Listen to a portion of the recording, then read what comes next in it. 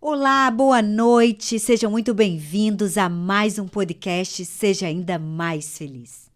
E hoje eu tenho aqui comigo um convidado ilustre. Omar, aliás, o sobrenome dele, eu vou deixar ele falar, gente, porque eu tenho certeza que eu não vou conseguir falar e nem vocês vão conseguir repetir. Mas ele vai dizer, o Omar, ele é ex-muçulmano, é árabe, né, Omar? Sim. E é um secretário de saúde da nossa linda cidade, Balneário Camboriú.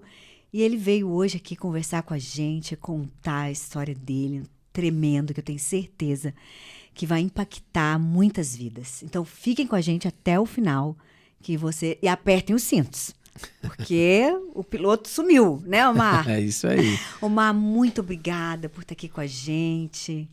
Nós tenho certeza que nós temos muito para aprender com a tua história e nós estamos curiosos para saber. Mas conta para nós teu sobrenome, porque as pessoas ficaram curiosas para saber. Então, primeiro eu quero agradecer pela oportunidade, dizer que é uma alegria, é uma honra poder estar aqui hoje, falando um pouco da minha história, falando um pouco do meu testemunho, falando de tudo aquilo que Deus fez na minha vida, né? São momentos ímpares esse que a gente tem que aproveitar para testemunhar e dizer da grandeza do amor de Deus nas nossas vidas. É verdade. E o testemunho faz de novo, né? Exatamente. Tu consegue tocar as pessoas com várias formas, mas falar a verdade, o teu testemunho, tenho certeza que toca muita gente. É verdade. Sabe que tem um psiquiatra canadense que é um dos gênios hoje da atualidade, né? Jordan Peterson. Sim, talvez tu Jordan conheça, Peterson, né? sim. Então, aí ele fala que a nossa história real, você contar ela assim, sem nenhuma ideologia, sem acrescentar nada, ela por si só é fascinante. Verdade. Acho que é isso, né? E a minha história é uma história que alguns já conhecem, né? Mas eu tenho certeza que a grande maioria ainda não sabe. Com certeza. Né? Bom, começando pelo meu nome, né? Que tu achou difícil falar meu sobrenome. Exatamente. Mas meu sobrenome, vamos começar pelo normal. Meu nome é Omar Tomali, todo mundo conhece, mas o meu nome ele é Omar Muhammad Ali Tomali. Uau. Esse é meu nome. Se tu repetir, tu ganha um prêmio. Então, eu falei pra vocês, ó. E a minha história é muito interessante porque eu costumo contar ela antes do meu nascimento, para mostrar para as pessoas a importância de Deus nas nossas vidas e como Ele cuida de todos os detalhes, né? Até um tempo atrás, essa primeira parte da minha história eu não contava, porque eu achava que meu testemunho era apenas a minha vida. Mas aí um dia, orando a Deus, Ele me lembrou dessa passagem e o quanto ela é importante nesse contexto. Então eu conto desde a vinda do meu pai ao Brasil. Meu pai é de origem árabe, né? Meu pai, ele nasceu na Palestina, ele era filho de uma família grande, eles eram 7 irmãos, e durante a guerra, a invasão de Israel para a Palestina, ele saiu e foi morar junto com os irmãos e os pais dele num assentamento. Na época, ele era refugiado de guerra e a ONU tinha aquelas barracas que eles colocavam e todos aqueles refugiados ficavam naquelas barracas. Então ele saiu de casa com uma mão na frente e outra atrás, sem nada, nem a roupa, só a roupa do corpo, né? Largaram tudo, guerra, bombardeando. Ele pequeno, ele contava que ele pegou um irmão, né? um irmão pequeno no colo, que ele tinha mais novo, e os pais saíram todo mundo correndo, carregando os filhos, junto com toda aquela aldeia, que na época nem era uma cidade, era pequena, saíram todo mundo correndo e acabaram caindo num acampamento da ONU na época. Ali ele foi crescendo dentro daquele acampamento. E foi como todos que estavam ali trabalhando no pesado. Então, o que ele com 13, 14 anos, 15 anos, eu não lembro qual era a idade, mas naquela época ele tinha que trabalhar no pesado para poder sustentar a família, né? Sustentar, ajudar o pai dele, a mãe dele a sustentar as crianças, os irmãos que eram pequenos. Ele era o mais velho. E qual era o trabalho? Pedreira. Então, ele com 14 anos, ele trabalhava pedreira, né? No pesado mesmo, junto com o pai dele. E o que eles tinham de direito? Um cartão da ONU que dava direito à alimentação e à saúde e à escola. Como ele não estudava, a escola era para os irmãos mais novos. Era aquela a vida deles. E ele foi crescendo naquele ritmo, sem expectativa, sem nada a sonhar, porque não tinha um sonho. O sonho dele era limitado àquele acampamento de refugiados. Uau. Né? Só que ele é uma pessoa muito ambiciosa. E ele foi crescendo até chegou nos 20, 21 anos. A ONU começou a distribuir passagens em troca daquele cartão. Então chegava lá, olha, eu quero sair dessa minha vida. Uhum. Eu quero ver um outro patamar para mim. Eu quero sair daqui. Ok, para onde tu quer ir? Tem algumas opções. Escolhe uma opção de país e eu te dou e tu me entrega o cartão em troca da passagem. E assim ele fez. Ele viu que alguns começaram a fazer e ele disse, eu vou nessa onda. Pegou. E que idade ele tinha? Tinha 21 anos, mais ou menos. Ele chegou e disse, olha, tá aqui o meu cartão, não tenho mais vínculo com vocês, não quero mais saber desse acampamento, eu vou buscar o mundo. Mas para onde tu vai? Aí deram para eles algumas opções. Ele tinha ouvido falar no Brasil de alguém e disse, eu vou para esse país aqui. Aí deram para ele uma passagem de ida, sem volta, ele com 21 anos. Né? Nunca tinha saído daquele mundinho. O mundo dele era a aldeia, depois o acampamento de refugiados. Ele pegou aquela passagem e entrou num navio, sem saber o destino, sem saber para onde ia, só sabia que ia para o Brasil. Mas não quanto tempo, o que é o Brasil, aonde fica o Brasil, ele nem sabia. Meu Deus. Né? Entrou naquele navio e veio 40 e poucos dias em alto mar. E tu pode ter certeza que não era em primeira classe, né? Sim. Eles estavam na pior classe que tinha no porão, embaixo, praticamente. Né? Mas ele mesmo assim, ele veio e enfrentou, sempre com aquela vontade de vencer, mas sempre, claro, tu vai para um desconhecido, tem um receio do que vai acontecer comigo no futuro. Uhum. Aí tem várias histórias que ele contava durante a viagem dele, o que acontecia. Ele fez algumas amizades no caminho, alguns árabes também que estavam buscando. Um desses árabes que ele conheceu lá era um que já tinha um irmão que tinha vindo na frente, que estava em Santos. E aí ele pensou, ele disse, olha, eu vou me grudar nesse cara, porque pelo menos quando eu chego lá eu tenho alguma referência naquele país. Sim, o irmão dele já estava lá, aqui. Né? Ele se grudou nesse cara. Quando ele saiu de lá, os árabes têm o costume, a gente chama inakat, quer dizer, eu vou dar uma ajuda. Aí ele conseguiu juntar $50, e ele veio com $50. E ele conta para nós que quando eles desceram no porto de Itália, de Roma, eu acho que foi de Roma, não sei se foi de Roma, Roma tem porto, agora me perdi na geografia, mas na Itália ele desceu e começou a circular. Esse amigo dele comprou um tapete, ele disse, olha, esse tapete que eu vou comprar. Pagou $25, ficou com ele $25, foi o dinheiro que ele chegou no Brasil com tapete e $25. Aí ele chega no Porto de Santos, e aí começa. Quando ele chega no Porto de Santos, ele corre junto com esse amigo, né, para ver o irmão dele que estava lá. Aí o irmão dele recebeu e disse, olha, eu não posso te ajudar. O que eu posso te dizer é o seguinte, eu vou escrever num papelzinho um endereço e tu pede para um taxista te levar até esse endereço. E lá tu te vira. E ele disse, tá bom. Não tinha opção. Uhum. Aí o cara pegou um papel e escreveu 25 de março. Ele nem sabia o que era 25 de março, né? Ele pegou aquele papel, buscou um taxista, talvez o rapaz solicitou um táxi para ele, mas aí eu não sei. Mas escreveu em árabe para ele, né? Não, escreveu em português. 25 de março. Que era para ele mostrar pro taxista. Para mostrar pro taxista. Aí ele chegou pro taxista, mostrou o papel, e o taxista trouxe ele, levou ele até a 25 de março. Ele não falava uma palavra em português? Nada. Sabia nem o que era o Brasil. Nem o que era o Brasil. Aí ele chegou, a viagem toda calado, quieto, né? Nem sabia para onde estava indo. Ele disse que ele estava apavorado, porque ele disse, aonde será que esse cara vai me levar? Será que vai me levar no endereço certo? Não vai me levar no endereço certo? Onde que ele vai me deixar? Eu sei que o cara acabou deixando ele na 25 de março. E aí ele pegou aqueles $25 que restava, mostrou pro cara, disse que o cara pegou umas moedas, um dinheiro lá, e ele ficou com o troco. Ele nem sabe quanto. Isso quer dizer. Nem sabe quanto. Aí ele desceu, pegou a mochilinha dele, porque ele não tinha, ele disse que nem roupa ele tinha. Tinha meia dúzia de mudas de roupa. Desceu na 25 de março, era final de novembro. Se eu não me engano, a data era 25 de novembro.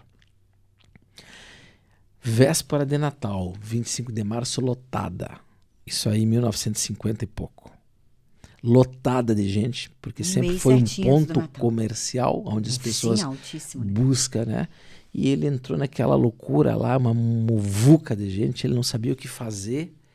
Ele pegou e bateu o desespero nele, disse, agora o que eu vou fazer? Estou perdido nesse meio, nesse mundo, não tem ninguém aqui para me buscar, não conheço ninguém, não sei falar uma palavra, o que vai ser de mim?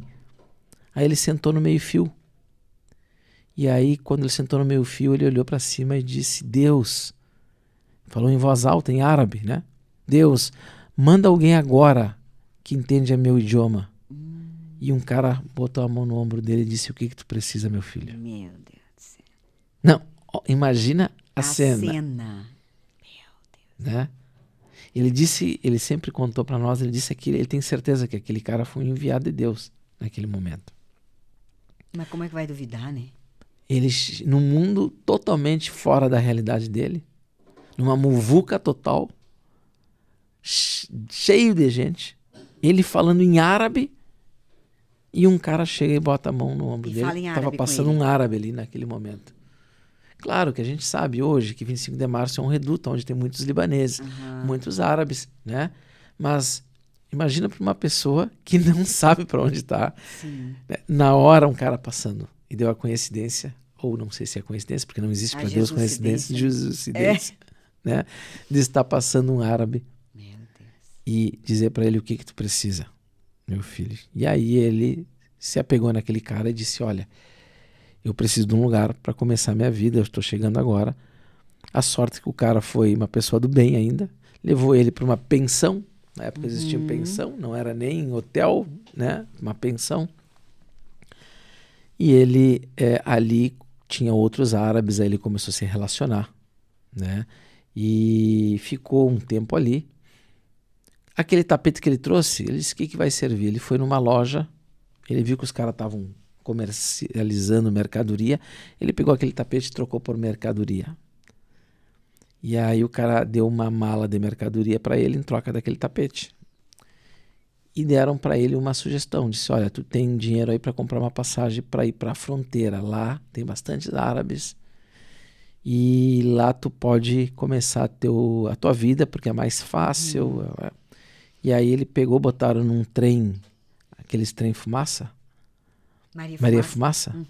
E ele pegou aquele trem e viajou de São Paulo a Uruguaiana.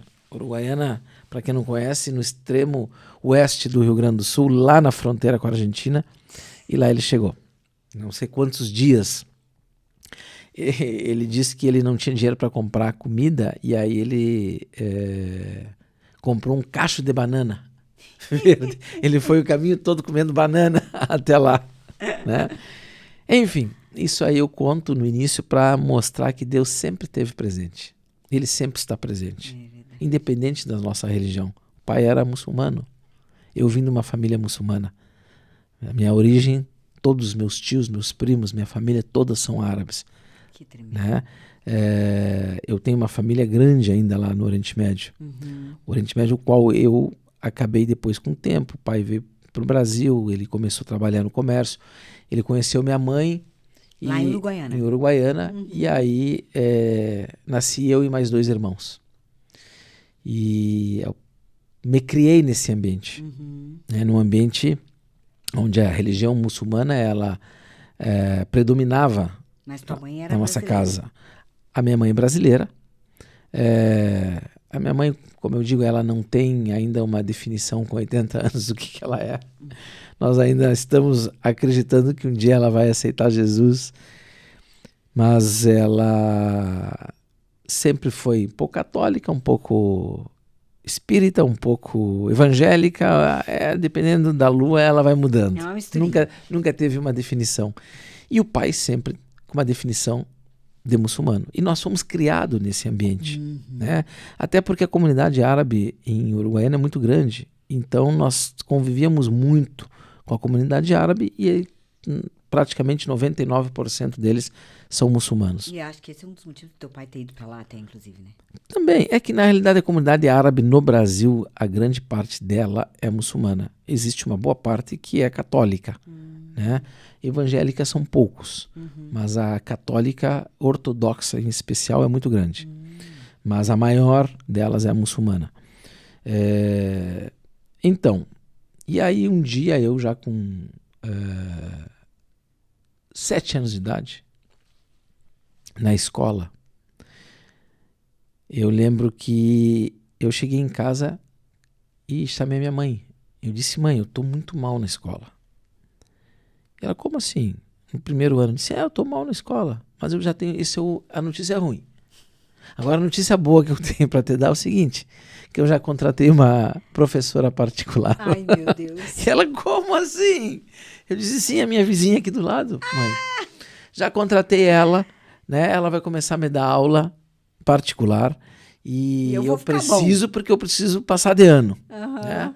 Aí ela chamou a vizinha disse: pois é, ele passou aqui, né? E ela dava aula para outras crianças, e eu acho que eu fui por causa das crianças, né? E ele disse que estava precisando, e eu estou à disposição. E aí a mãe contratou ela. Meu Deus.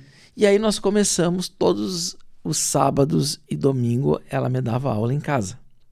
Até que um dia ela chegou para mim e disse: olha, aos domingos eu não vou poder mais te dar aula.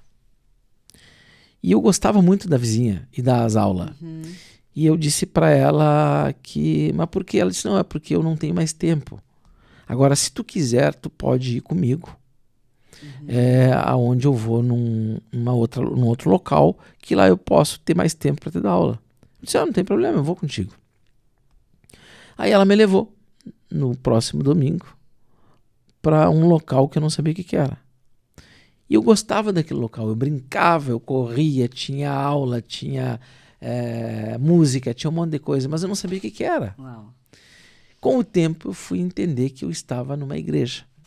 E aquela era uma igreja quadrangular. Foi ali que eu tive o primeiro contato com a igreja, com 7 anos de idade. Mas eu voltava para casa e não podia contar pro pai que eu estava numa igreja evangélica, né?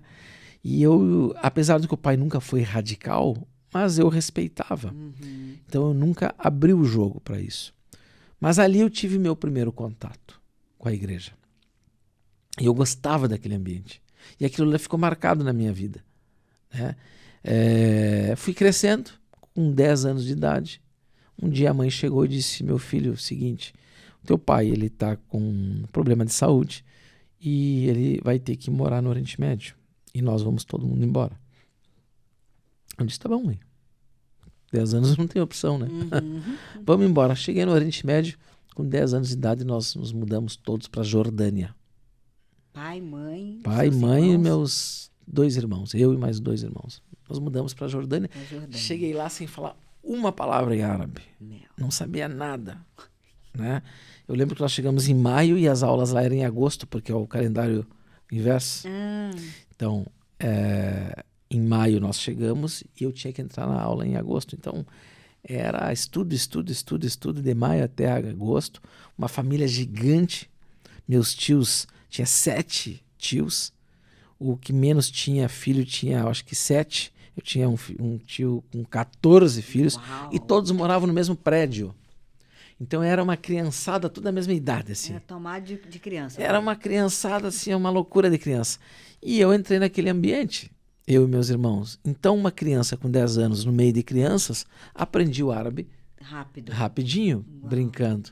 Chegou agosto, nós entramos na escola. E ali eu fui me criando naquele ambiente. Pouco a pouco, as raízes que nós tínhamos no Brasil elas foram ficando para trás. E nós fomos criando novas raízes, novos costumes, novos hábitos, de acordo com aquele ambiente que nós estávamos vivendo. 10 anos, 11 anos. Então, tudo tu absorve, é uma esponja, né? E nós fomos esquecendo pouco a pouco do Brasil e se adaptando aos costumes, à cultura e à religião árabe, muçulmana. Né? Com 12 anos, a mãe resolveu vir embora para o Brasil e nos deixou lá.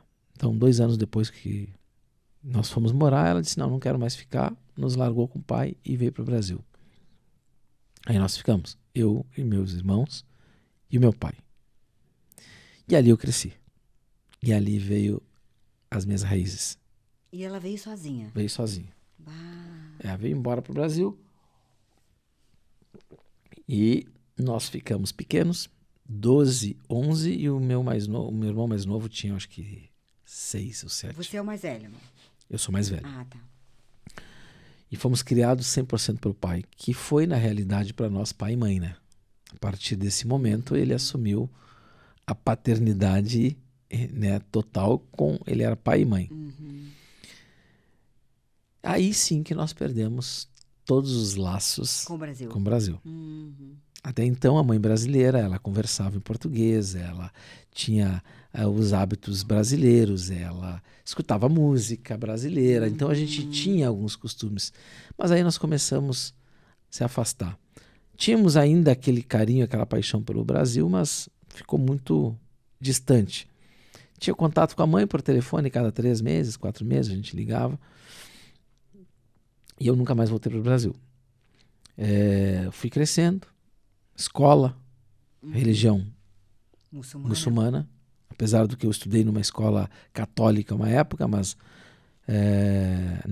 na hora da religião a gente ficava na sala, os muçulmanos, os católicos iam para outra sala, mas a gente foi crescendo naquele ambiente totalmente muçulmano. Aí começamos a frequentar as mesquitas, começamos a frequentar a religião muçulmana, entrei na faculdade. Antes de entrar na faculdade, eu lembro que 92, acho que foi, que estourou a primeira guerra do Iraque. Né? Nessa época eu estava lá na Jordânia. E quando estourou a primeira guerra do Iraque, foi uma loucura que transformou aquele país. E se criou um ambiente totalmente religioso. Né? E nós se dividimos em grupos. Eles pegavam todo o bairro, né? E o bairro tinha aqueles voluntários que cada um fazia alguma coisa e se dividia em grupo. E eu era responsável por um grupo de oração. Olha isso. Né? Pequeno, né? Mas eu tinha algumas pessoas para manter aquela corrente de oração em árabe. Né? Uau. E foi um momento muito marcante na minha vida, porque eu tinha 17 anos, por aí, 18 anos, não tinha 18 ainda. Eu lembro que chegou na escola uns militares e perguntaram quem é que tem mais de 16 anos, levanta a mão. Nós levantamos a mão e eles chegaram para nós e falaram o seguinte: vocês têm 1 hora para ir em casa, buscarem uma muda de roupa, buscarem as pasta de dente, escova de dente, essas coisas, e voltarem para a escola, que vocês vão para o deserto para fazer treinamento militar. E nós fomos para o deserto, ficamos lá, não lembro, 15, 20 dias que nós ficamos lá, direto, se preparando para a guerra. Meu pai. Né? Tudo criança, 16, 17 anos. Né, no deserto. No início, confesso que foi muito algo para nós, assim, nós estávamos indo com medo, aterrorizante. Até o momento que nós chegamos lá e pouco a pouco tu vai te acostumando também. E aí com teus colegas a coisa vai pegando um outro jeito, tu vai te acostumando. Mas eu sei que ficamos, eu não lembro se 15, 16, 17 dias lá no deserto. Aí eles mandaram nós para a cidade de novo para poder fazer esses grupos e começar essa organização. Né? Naquela época o Saddam Hussein era presidente do Iraque. Ele bombardeava Israel, foram 42 mísseis que ele lançou para Israel, e nós saímos em cima das casas, vendo aqueles mísseis passando, né? E sempre vibrando para aquilo lá. Olha a loucura, olha a loucura, né? Mas era tudo criança, um ambiente totalmente diferente. E assim nós fomos crescendo, entrei na faculdade, fui fazer direito. Não, e a cultura, né? Tu vê, né? Totalmente diferente, né? E não era só eu, era todo mundo. Quando Sim. aquelas sirenes de guerra soavam, todo mundo subia. Em vez de se esconder, a gente subia para os telhados. Era um espetáculo, né? Todo mundo para ver aquele rastro de fogo passando no céu, assim. Né? E todo mundo vibrando. Então era uma coisa totalmente fora. Hoje eu, com quase 50 anos, a gente percebe que são coisas que passaram, mas marcaram a minha vida. Claro. Né? São momentos que marcaram a minha vida e eu sou grato por tudo isso. Porque se hoje eu sou a pessoa que eu sou, é porque passei por tudo isso. Né? Então eu tenho uma história que eu posso vir aqui contar. Mas essa história sempre Deus esteve cuidando dos detalhes. Mas eu tive esse lapso aí que, em função da cultura, em função de tudo que nós estávamos vivendo, eu estava distante. Eu estava em Deus, mas não em Cristo. Sim, mas tudo tem um propósito. Né? Tudo tem um propósito.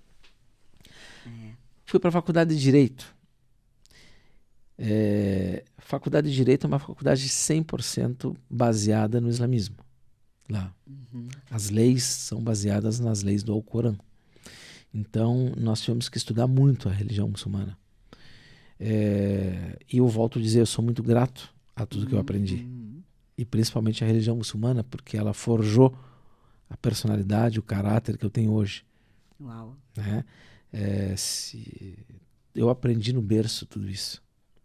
Então, se hoje eu cheguei onde eu cheguei, estou onde eu estou, e sou esta pessoa, é porque eu aprendi lá no berço. Mas eu aprendi sempre com propósito. Sim. Sempre com propósito. E tudo nas nossas vidas tem um propósito. Aí me formei durante os últimos anos. Não, me formei logo depois da formatura. O meu pai voltou ao Brasil. E aí quando ele veio para o Brasil, ele começou a trabalhar de novo no comércio e adoeceu. E aí eu estava advogando lá. Larguei e como ele adoeceu, eu vim para o Brasil para ajudar ele. E aí não voltei mais.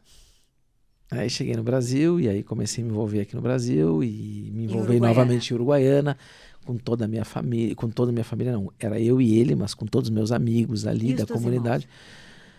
Meus irmãos, um já estava nos Estados Unidos, né? E o outro mais novo, ele ficou lá. Quando o pai veio para cá, a mãe foi para lá.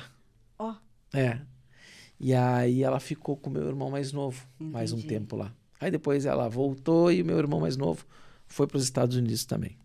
E eu fiquei no Brasil. Mas sempre envolvido com a comunidade árabe. Sempre envolvido com a religião muçulmana. Entrei na política lá em Uruguaiana. Comecei a me envolver cada vez mais com os cristãos, porque eu tinha alguns pastores que faziam parte do meu partido.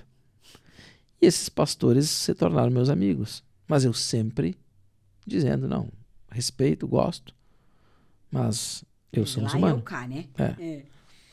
Mas eu gostava daquele ambiente. Amigos, religião à Religião parte. à parte. Religião não se discute. É isso mesmo. Mas eu gostava daquele ambiente, sabe? Eu ia direto para os cultos e eu gostava de estar lá, mas eu saía de lá e dizia, não, aqui, ó, gostei, mas tu no teu lugar, eu no meu lugar. Né? E as coisas foram indo. E aí eu concorri em 2000 e concorri em 99 a vice-prefeito lá. Aí depois eu concorri a deputado em 2002. E aí tudo sempre com algum pastor sempre por perto. Em 2006 eu concorri de novo e essas 3 eleições eu perdi. Eu lembro que tinha um pastor da Quadrangular, ele falava para mim, cara, tu é árabe, rapaz, tu tem que conhecer lá em Camboriú um árabe que Deus fez uma obra gigante na vida dele. Isso é mesmo. Sim, tu tem que conhecer, o nome dele é Michael Abud, pastor Michael. Uau. Né? Michael Abud, eu nem conhecia pastor Michael, nem sabia que existia. E ele sempre me falava isso.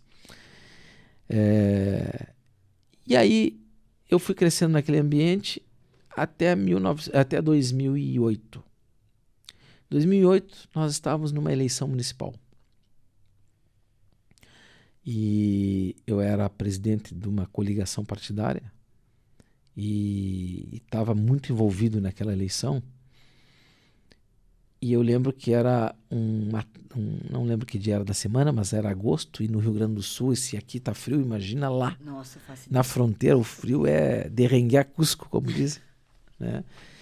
E nós temos um prédio ainda lá, que fica bem em frente à praça. Aí tem uma praça, como toda cidade do interior, tem a praça, um lado da prefeitura, outro lado da Câmara de Vereadores, outro lado da igreja. Tudo em torno da praça. Tudo é o torno da praça. E nós temos um prédio em frente à praça. E a mãe, ela tinha um escritório do outro lado da praça. E eu lembro que ela ligou para mim e disse, olha, quer almoçar comigo? Eu disse, claro. Então tá, vem aqui me pegar pra gente almoçar. Frio, mas pensa num frio de agosto. E aí eu saí de casa todo encasacado. E fui atravessar aquela praça, não tinha ninguém na rua. Sim, todo mundo escondendo do frio. Todo mundo, não tinha ninguém na rua. E eu fui todo tremendo de frio, fui indo passo a passo. Como eu disse, aqui tem a igreja, a praça, né? E eu fui, o escritório da mãe era aqui, e eu fui caminhando. Quando eu estou na metade da praça, assim, eu escuto uma voz dizendo, Omar! Eu olhei para os lados, não vi ninguém, continuei caminhando. Daqui a pouco eu ouvi de novo, Omar! Omar! Aí eu olhei e vi uma senhora vindo de longe. E essa senhora veio de longe, caminhando em passos rápidos assim, com a mão erguida. Parece que estou enxergando ela vindo na minha direção. E eu parei, com as mãos no bolso, morrendo de frio assim, e aquela senhora chegou ao meu lado. E ela olhou para mim nos meus olhos e disse, teu nome é Omar? Eu disse, sim. E ela começou a chorar. Eu disse, tu me conhece? Ela, não. Mas como que tu não me conhece? Tu está me chamando pelo nome? Ela disse, sim, teu nome é Omar? Eu disse, sim, meu nome é Omar. Eu disse, mas tu acabou de me chamar? Ela disse, eu não sou dessa cidade. Eu não sou daqui. Eu disse, mas como é que tu me conhece? Ela disse, tu não vai entender. Mas como que eu não vou entender? Me explica. Eu já não estou entendendo mesmo. Tu tá chorando, tu me chamou, tá chorando nesse frio, não tem ninguém aqui. E tu me dizia ainda que tu não é dessa cidade. Ela disse, tu não vai entender, tu não vai entender. E ela chorando. Aí ela disse, eu estava cruzando a praça. E quando eu cruzei a praça, Deus olhou para mim e disse para mim te chamar pelo nome. Chama ele pelo nome, o nome dele é Omar. E ela não parava de chorar. E eu, quando ela falou isso, eu fiquei parado, escutando, né? Acho que nem ela acreditava que teu nome era Omar, né? E ela começou a falar coisas que eu não entendia. E começou a me dizer que Deus tinha um propósito na minha vida. E que esse propósito não era naquele local. Uau. E que tudo que eu estava fazendo na força do meu braço não ia dar certo se eu não entregasse a Ele. E que Ele queria que eu estivesse ao lado dele. Se eu não viesse pelo amor, eu viria pela dor. E começou a falar. E eu dizia, tá, mas me explica mais. Qual é a tua igreja que eu quero... Não importa a igreja. Mas como é teu nome? Não importa meu nome. E ela, quando ela veio falar comigo, ela botou um véu na cabeça. E começou a falar. Ela disse, tu vai entrar em lugares que tu vai te surpreender. Porque tu vai ver centenas e milhares de pessoas orando por ti. Uau. E eu fiquei ouvindo, mas como assim? Fala pra mim, mas da onde que tu é? Não importa de onde que eu sou. Tá, mas e como é que eu vou falar com Deus? Fala com Ele no teu quarto. Ele quer falar contigo. Te ajoelha no teu quarto. E só fala com Ele, escuta a voz dele. Mas e qual é a tua igreja? Não importa a placa. É você e Deus. E eu não estava entendendo nada. E ela ficou um tempão falando isso. E eu, gostando daquela... Eu queria ouvir por curioso mais. Eu dizendo, tá, mas e como que eu faço? E ela disse, fala, até ajoelha, escuta, conversa com Deus. Dê a ele a oportunidade dele falar contigo. Ele fala, mas tu não escuta. A coisa que eu mais lembro é que ela disse, teu lugar não é aqui. Não é aonde você está. Tu vai para uns lugares onde Deus vai te botar por cabeça. Deus tem muito para tua vida. Só que tu não tá dando a oportunidade para ele. Uau. E aí ela continuou falando com aquele véu na cabeça. Ela disse, ainda tu vai lembrar dessa imagem. Grava bem essa imagem. E eu tô falando contigo, parece que eu tô enxergando ela aqui do lado com aquele véu na cabeça falando comigo, chorando. Mas não é um choro só descendo lágrimas. É choro. E eu não entendia nada porque aquela mulher estava chorando. Né? E ela falando tudo aquilo e eu perdido. Essa mulher é louca. O que ela está falando? Né? E repito, era eu e ela. Não tinha mais ninguém. Num dia muito frio. Aí eu agradeci e disse, olha, obrigado, né? Agradeço tuas palavras e fui embora. Só que assim, ó, eu dei 2 passos em direção ao escritório da minha mãe e algo me disse, não, tu tem que falar mais com essa mulher. E eu virei para falar com ela. E aquela mulher tinha sumido. Comecei a procurar por tudo que é lado, não tinha para onde ir, não tinha ninguém. Não era uma multidão, que ela sumiu no meio da multidão. Não tinha ninguém. E ela sumiu totalmente. Eu comecei a olhar, procurar nos caminhos da praça, nas laterais. Nada, nenhum rastro daquela mulher. Foi apenas 2 passos que eu dei. 2 passos é 1, 2. E eu voltei. E aquela mulher não estava mais lá. E aí eu cheguei, fui até o escritório, contei para minha mãe. E ela disse, olha, eu não sei o que eu vou te dizer. Como eu disse, minha mãe é espírita. Então, eu não sei o que eu vou te dizer. Mas por que tu não conversa com um desses amigos teus pastores? Só que eu não me animava a falar, porque eu não entendia. Eu disse, mas os caras vão dizer que eu tô mentindo. Ou vão achar que tô louco, né? E ela me disse, inclusive a minha mãe me disse na época, ela disse, e acho melhor tu não contar para ninguém. Eles vão porque achar que ninguém, você tá louco. ninguém vai acreditar. E eu já estava meio na dúvida, porque como que a mulher sumiu? Mas sumiu, não tenho... Isso aí era agosto de 2008. Aí as eleições foram em outubro, nós perdemos as eleições. Eu não tinha plano nenhum de sair de lá, nunca pensei em sair de lá, minha vida estava feita lá. Eu estava com uma carreira mais ou menos encaminhada, eu tinha meus negócios lá, nós temos patrimônio lá, nunca pensei em sair de lá. Em outubro perdemos as eleições, do nada, em novembro, eu estava em Santa Catarina. Aí foi aquela época da enchente, que deu uma enchente gigante aqui. Aí eu vim para cá, fiquei alguns dias... 2008. Alguns dias eu fiquei aqui, voltei para lá já decidido. Início de janeiro eu voltei para Balneário Camboriú. E aí comecei a fazer a minha vida aqui. E esqueci totalmente aquele episódio. Esqueci totalmente. As coisas já estavam no piloto automático, no natural novamente.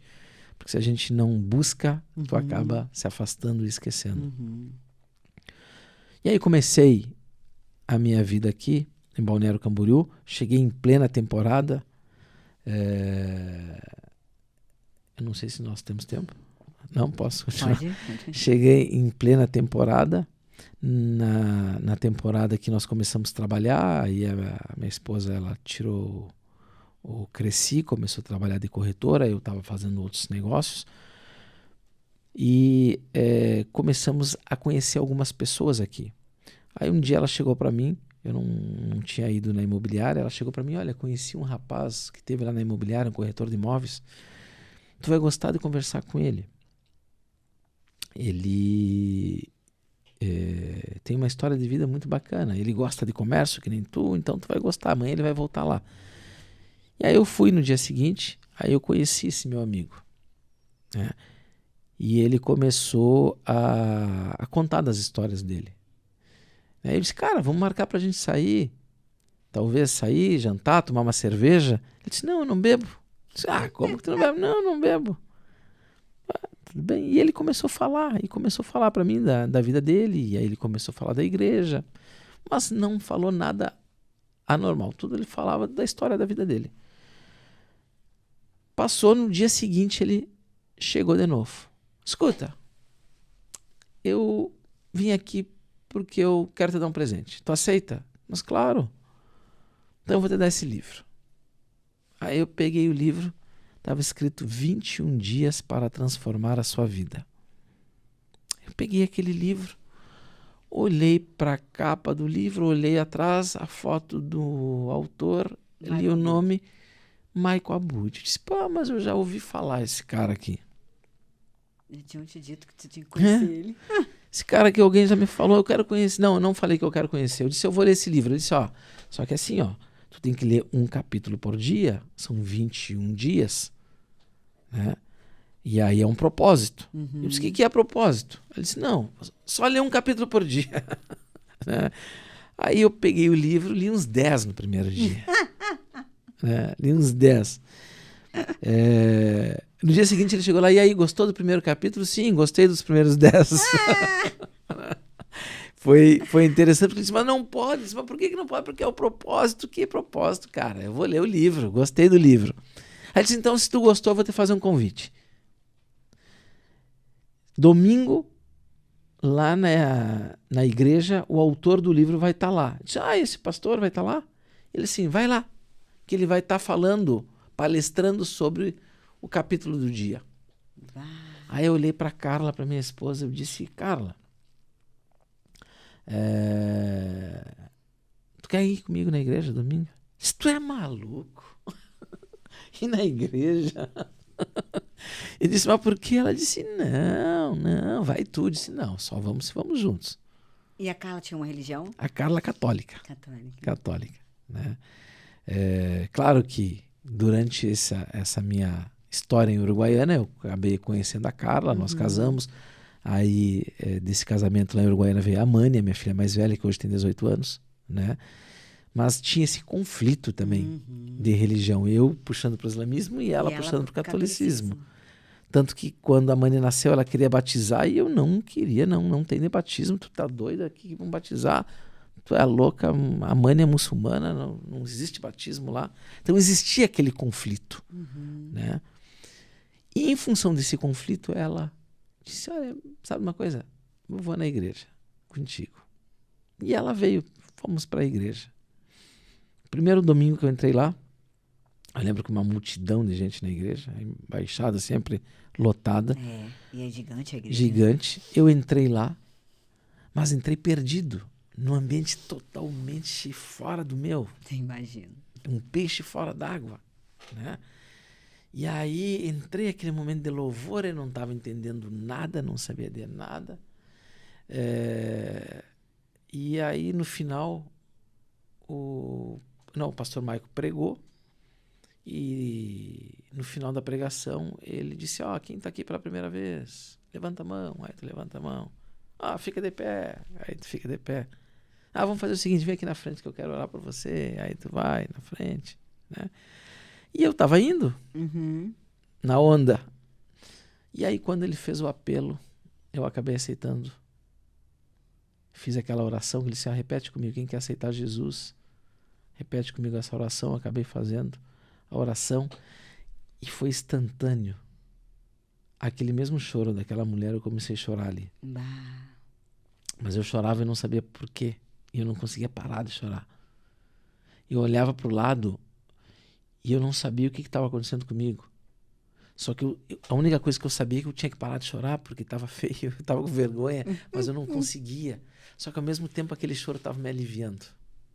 Estava te lavando por dentro. Parece que estava saindo algo de dentro. Mas eu vejo como que Jesus já tinha te escolhido aos 7 anos. Né? Aos 7 anos. Hoje, lindo, quando eu olho para trás, eu digo que lá foi plantada. Ali ele já tinha ganho teu coração, né? Só que tu não sabia ainda. Que lindo. E aí as coisas começaram a acontecer na minha vida. Aí eu fui para o encontro, E aí, depois, logo do encontro, a gente comecei a frequentar mais a igreja. Aí entrei, conheci o prefeito, Um encontro Fabrício. de casais? Fomos no encontro de casais, né? Aí participamos de diversos ministérios da igreja. E aí as coisas começaram a acontecer, né? Até que um dia eu sentado na igreja, sentei ao lado Do Fabrício. do Fabrício. Ele era vereador na época. E eu comecei a falar para ele que eu tinha uma experiência em política, que eu tinha concorrido, aquela história toda, mas eu não queria saber de política. E ele chegou para mim e disse: escuta, por que tu não concorre a vereador aqui? Eu disse: tu é maluco? Concorre a vereador aqui, não conheço ninguém. Cara, vai, eu vou ser candidato a prefeito e aí tu vai, tu me ajuda, papapá, tu leva jeito, é importante aqui da igreja. E a política é como uma cachaça. Uau. Quem toma e fica viciado naquilo lá para deixar não é fácil. Por isso que eu digo, ó, não entra. Não entra. Quem não entrou, não entra. Mas eu digo, É né, viciante. que a gente precisa ter esse discernimento, né, de colocar homens de Deus lá. Pois né? é. Mas não é bem o que você falou, não são pessoas que da religião ou da igreja, não. São homens e mulheres que conhecem o Senhor e que têm o temor do Senhor. Ah, esse sim. E que tenham princípios e valores. Exatamente. Né? Porque eles vão exercer isso onde quer que eles estejam, né? E quando tu tem teus valores certos, tu não negocia. Exato. Porque a política é um ambiente muito complicado. Uhum. Né? Tu tem que estar bem convicto, bem certo e bem firme. Para não se corromper, né? Para ti não se Porque corromper. lá em Tiago, né? No Manual do Fabricante fala, Manual né? do fabricante. Lá em Tiago Na fala Bíblia. que a verdadeira religião é cuidar dos órfãos e das viúvas nas suas tribulações e não se corromper por este mundo, Exato.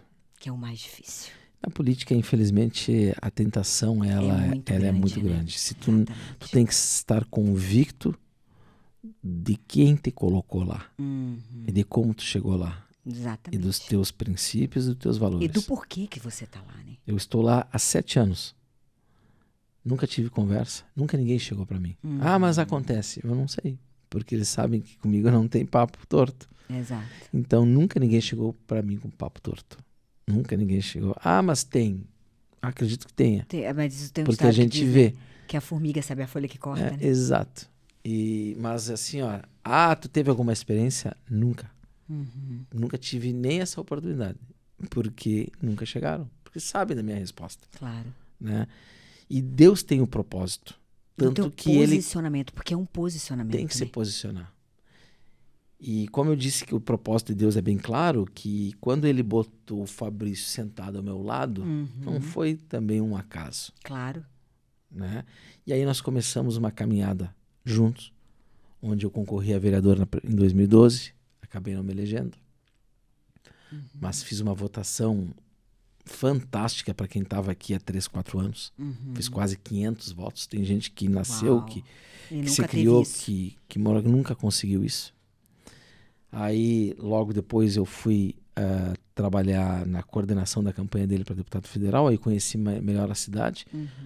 Na outra, ele veio a prefeito de fato, porque naquela ele acabou ainda a vice, não veio a prefeito. Quando ele veio a prefeito, eu concorri a vereador e me elegi, fiz 1.055 votos.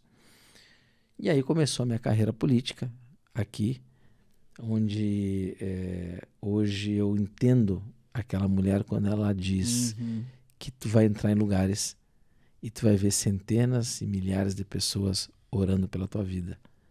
E eu entro em muitas igrejas que hoje, por respeito, né? Eles vêm, olha, vamos orar pelas autoridades. E tem igrejas que tem milhares de pessoas lá e oram pela minha vida. Uau. Então aquela mulher realmente, ela estava lá enviada por Deus para dizer o que Deus tinha para mim, né, naquele momento. Tem um outro episódio que eu lembro que durante uma campanha eleitoral eu entrei numa oficina mecânica e aí eu estava conversando com um rapaz e esse rapaz disse: por que tu não entra lá falar com a minha mãe lá dentro que ela está lá? Pede o voto para ela. E aí eu entrei. Quando eu entrei, ela estava sentada numa sala e ela não tinha uma mesa e ela atrás da mesa. E aí, quando ela me enxergou, ela levantou e colocou o véu na cabeça. E começou a falar em línguas. E aí depois ela disse, tu lembra desse gesto? Meu Deus. Eu estou aqui para confirmar tudo aquilo que foi dito. E ainda ela disse que ainda terá mais confirmações, mas que Deus tem muito na tua vida, que é só o início, que você vai crescer muito mais. Só fica firme com Ele.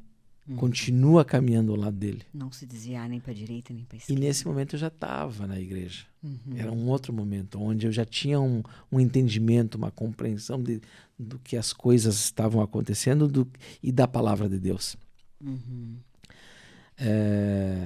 E aí depois eu acabei me elegendo vereador, assumi a presidência da Câmara por 2 anos, fui secretário de articulação do prefeito Fabrício por 4 vezes.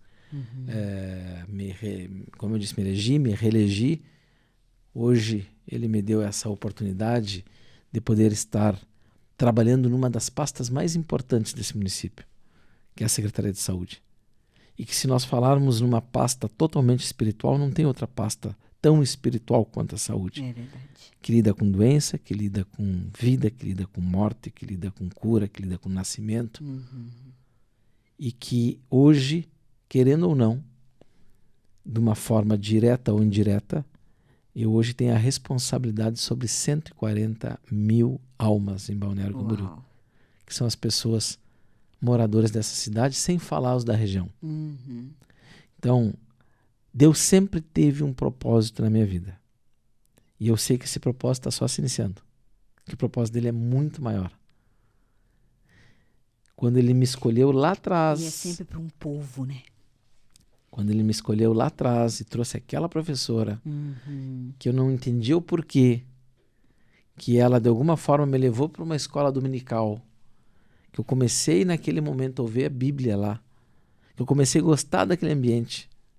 Quando eu voltei forjado, também com caráter, com princípios, acreditando muito em Deus, acreditando em Jesus como um profeta naquela época, não como filho de Deus, mas sabia que existia, e vim ao Brasil. E Deus colocou alguns pastores perto de mim. Na minha caminhada política lá em Uruguaiana, ele estava também ali cuidando de mim, me preparando. Quando eu cheguei em Balneário Camboriú, onde um pastor lá atrás disse, tu vai conhecer um cara chamado Michael Abud. Eu nem sabia quem era Michael Abud. Eu chego em Balneário Camboriú e um cara chega com um livro do Michael Abud, me leva para a igreja, embaixada, onde o pastor da igreja é árabe e o pai é natural da Síria, nativo de lá. Só podia me firmar numa igreja onde eu ia encontrar acolhimento. Com certeza. Porque senão eu ia num, 2, 3 cultos e não ia voltar mais. Sem dúvida. Se Mas não tivesse essa Deus conexão, cuidou né? tanto de mim que me botou numa igreja onde eu encontrei uma nova família, porque o pastor tá lá, e a pastora Azuleide, os pais do pastor Michael, me adotaram como filho. Uau. O pastor tá lá, árabe, ele ia todos os dias no meu escritório. Ele se identificou tanto comigo que ele me adotou. Eu sempre digo para eles, vocês são meus pais aqui também.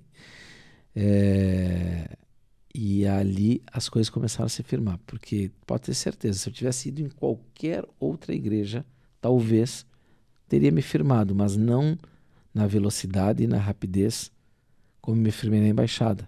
E por quê? Porque Deus tinha um propósito para mim.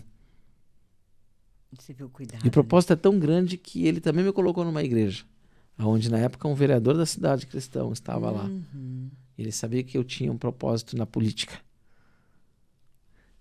Me colocou ao lado desse vereador que hoje é prefeito da cidade e eu sou secretário de saúde daquele vereador. Todas as conexões intencionais. Nada na força do teu braço. Nada. Tudo no favor de Deus, né? Eu não forcei nada.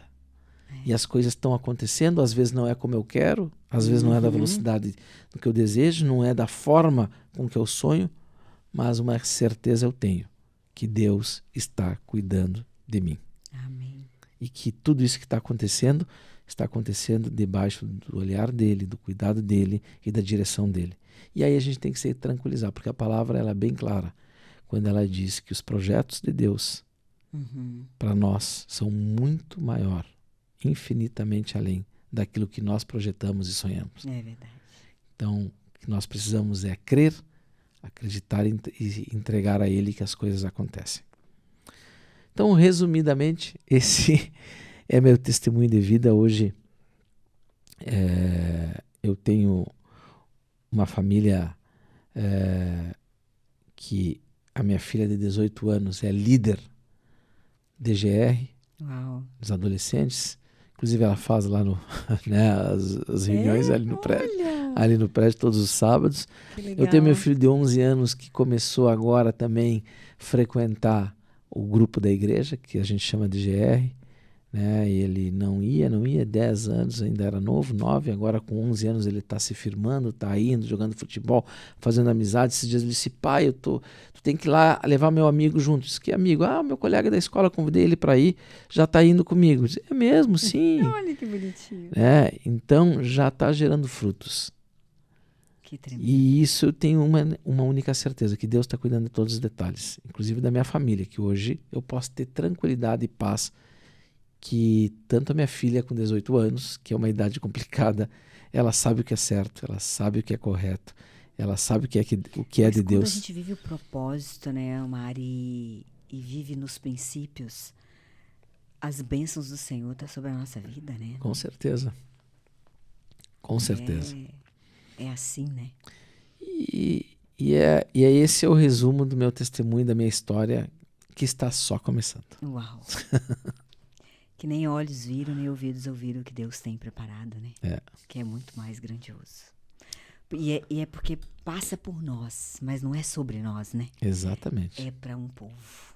É tremendo isso. Eu tendo essa oportunidade também de poder falar um pouco da minha vida. Eu sei que tem muita gente que está nesse momento ouvindo ou assistindo esse podcast, né? Um pouco da história. Algumas pessoas vão se identificar com essa história, tanto que eu contei essa minha história na semana passada na reunião da Donep.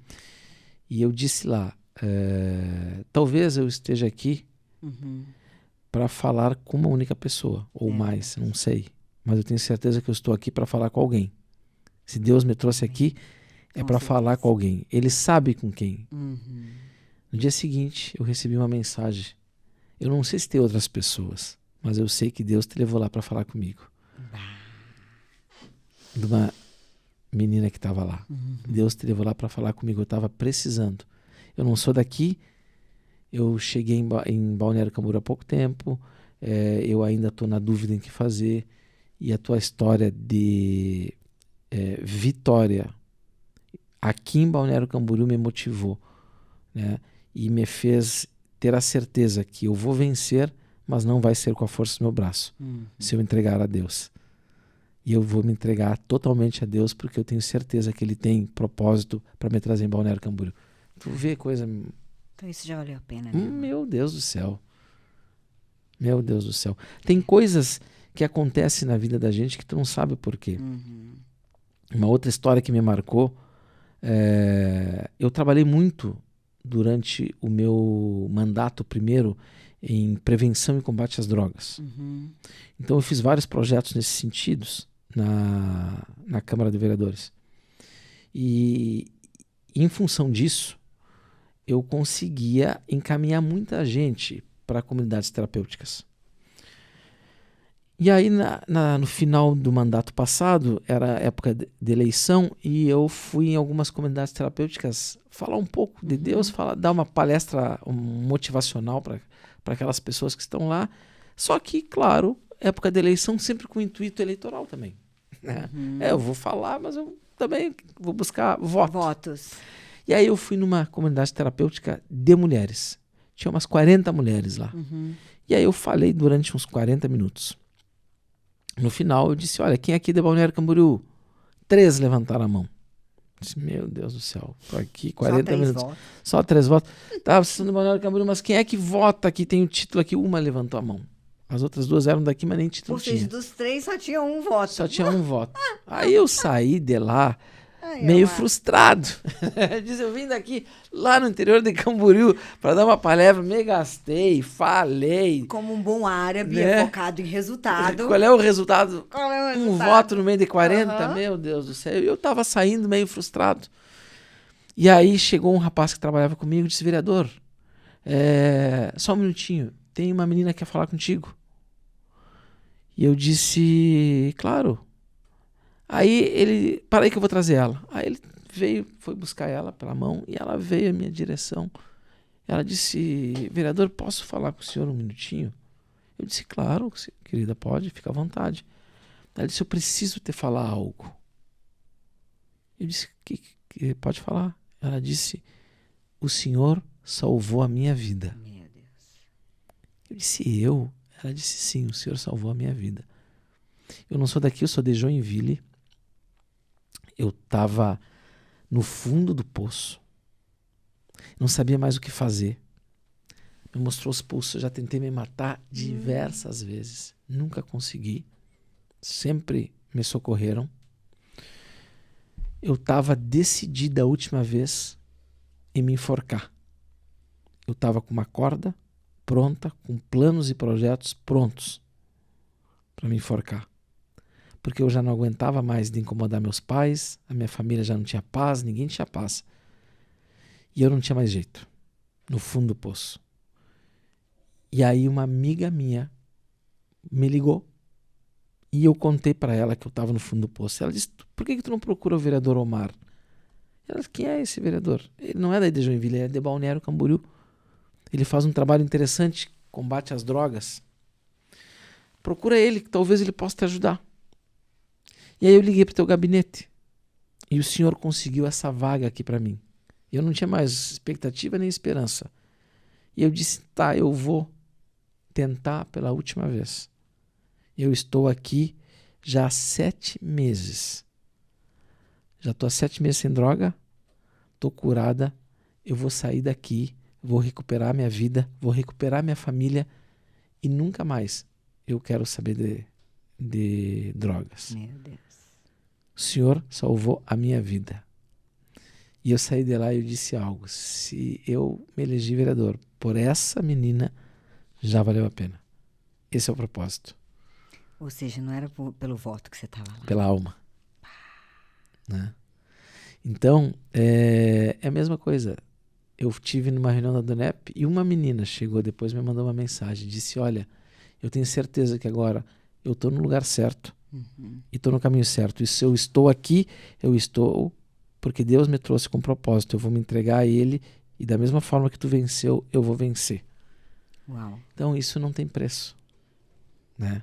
E hoje eu estou falando, eu não sei para onde vai chegar essa mensagem, eu não sei com quem que eu falo, quem que está me ouvindo, mas eu sei que você que está me ouvindo agora, ouviu meu testemunho, ouviu essas histórias, é porque Deus tem um propósito na tua vida. Amém. Que Deus te fez parar nesse momento para ouvir tudo isso, é porque Ele tem muitas grandezas ainda para a tua vida. Tua vida tem jeito sim, e você vai vencer. Amém. Amém. Obrigada, Amar. Que tremendo, né? É isso aí. E é bem que você falou, a gente não sabe aonde vai, mas Deus sabe. Né? E vai aonde a gente nem imagina. Exatamente. Que tremendo. Que Deus possa te usar Amém. poderosamente, viu? Obrigada. Eu sei que a tua agenda é cheia, né? Você é um homem ocupado. E nós temos muito para te agradecer por tudo que E eu você que faz agradeço. por essa cidade também, maravilhosa. Uma honra. Né? Que a gente tem o privilégio de morar aqui. Verdade. E a gente sabe que porque Deus estrategicamente colocou os filhos dele, né, no poder aqui dessa cidade. Verdade. Não é? Então, que a gente tem muito para te agradecer. Obrigada mesmo. Um dia hoje, como frio desse, e você aqui. Para mim é uma só honra. por muito amor mesmo, não é? É verdade. Muito Mas amor. é uma honra, é um prazer primeiro falar de Deus, falar da obra dele, do carinho, do cuidado dele comigo, com a minha vida, com a minha família, e tendo a certeza do que isso que nós estamos fazendo aqui, ele é uma ferramenta para atingir milhares de pessoas. É verdade. E eu não me interessa milhares. Se for para tocar só essa pessoa aí que está nos ouvindo, já basta. Amém. Glória a Deus. Obrigada, viu? Eu que agradeço. Deus te abençoe Amém. poderosamente. Que você volte mais vezes aqui como presidente da República. Amém. Eu recebo essa profecia. Nós vamos te esperar, hein? Eu tenho Claro. testemunhas aqui. Que ele vai ser presidente dessa nação e vai sentar aqui. Olha aí a responsabilidade. Obrigada, Mar. Eu que agradeço. Uma boa noite para vocês. E eu vejo vocês no próximo podcast. Até lá.